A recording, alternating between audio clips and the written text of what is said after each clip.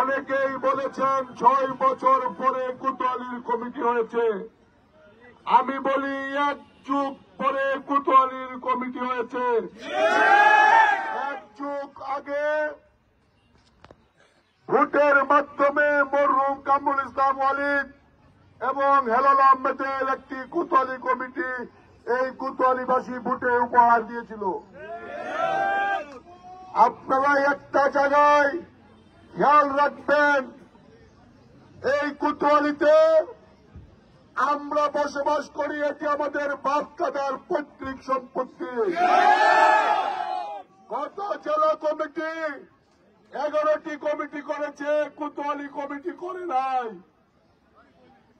আপনাদের দোয়ায় আমার প্রিয় নেতা বাংলাদেশের ভবিষ্যৎ বিএনপির ভারপ্রাপ্ত চেয়ারম্যান জনাব তারেক রহমান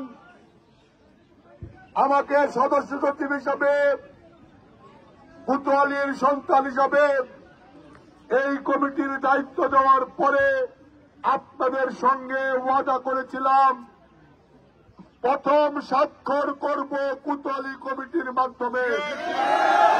আমি কথা রেখেছি আপনাদের সঙ্গে। আমি আপনাদের কাছে শুধু বলতে চাই, আমি কারো বিপক্ষে কারো পক্ষে বলি না। একটি বক্তব্য থাকে, আমার কিন্তু যাওয়ার কোনো জায়গা নাই, আমার কিন্তু সদরকের বাইরে কোনো ঠিকানা নাই। আপনারা আমাকে ভালো না বাসলে আমার এই সদর ছেড়ে যাওয়ারও কোনো সুযোগ নাই। আমার একটাই লক্ষ্য, যতদিন বেঁচে থাকবো এই ইউনিয়নের মানুষগুলো যেন এই সদরের মাটিতে বুক ফুলিয়ে বাঁচতে পারে, এটি আমার একমাত্র দায়িত্ব। আমি আপনাদের সন্তান, আপনাদের ভাই। আমাকে আল্লাহ রাব্বুল আলামিন দলের দায়িত্ব দিয়েছেন আপনাদেরকে হেফাজত করার জন্য। এইখানে আমি আগেও বলেছি, এইটি 12 থানার হেডকোয়ার্টার এই কোতোয়ালি, এই মহানগরের চতুর্পাশে এই কোতোয়ালি। কাজে আমাদের গুরুত্ব সবচাইতে বেশি। আর যদি সদর আসন ধরেন তাহলেও কোতোয়ালির ভোট সদর আসনে বেশি। কাজে আমাদেরকে কারো অবহেলা করার সুযোগ নাই। আমরা শুধু এই নতুন নেতৃত্বের কাছে আবেদন জানাই, এনারা পরীক্ষিত। হেলাল সাহেব, শাহিন সাহেব, বুলবুল সাহেব, তারা পরীক্ষিত। আমি বিশ্বাস করি কোতোয়ালির মানুষ রাত 3টার সময় হাসপাতালে গেলে তারা সেখানে ছুটে যাবে। আমি বিশ্বাস করি তারা ভালোবাসা দিয়ে কোতোয়ালি মানুষের মন জয় করবে।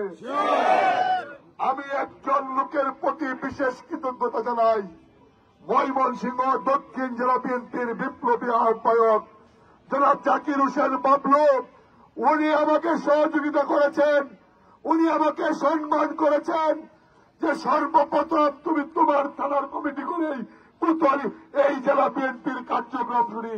এই জন্য কোতোয়ালির সর্বস্তরের নেতা কর্মীদের পক্ষ থেকে তাকে ধন্যবাদ জানাই, কৃতজ্ঞতা জানাই। আজকের অনেক লম্বা মিছিল করেছেন, বক্তব্য রাখবো না।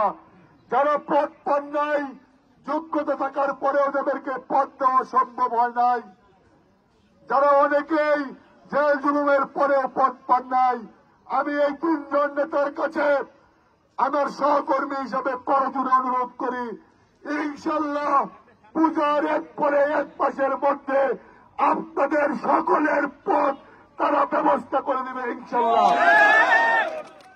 এইখানে আমাদের সদরের প্রশ্নে কোনো গ্রুপিং থাকবে না, থাকবে শুধু প্রতিযোগিতা। সদরে কোনো গ্রুপিং থাকবে না, আমরা শুধু প্রতিযোগিতা করব। যেই ভাই হেরে যাবে সে কিন্তু বিএনপি থেকে বাদ করবে না, তাকে নিয়েও বিএনপি করতে হবে। আর বক্তব্য লম্বা না করে অংশগ্রহণকারী সকলকে ধন্যবাদ জানিয়ে কৃতজ্ঞতা জানিয়ে আজকের এই মিছিলে শেষে আপনাদেরকে শুধু ধন্যবাদ জানানোর জন্য উপস্থিত হয়েছি। সকলের প্রতি কৃতজ্ঞতা ধন্যবাদ প্রকাশ করে প্রত্যেক ইউনিয়ন থেকে আমি ভিডিওর মাধ্যমে দেখেছি সবাই বড় বড় মিছিল নিয়ে এসেছেন। সকলকে ধন্যবাদ কৃতজ্ঞতা জানিয়ে আজকে আমার বক্তব্য এখানে শেষ করছি। আল্লাহ হাফেজ।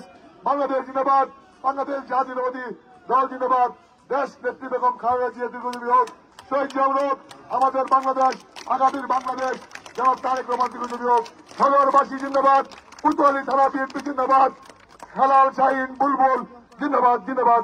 সকলকে ধন্যবাদ।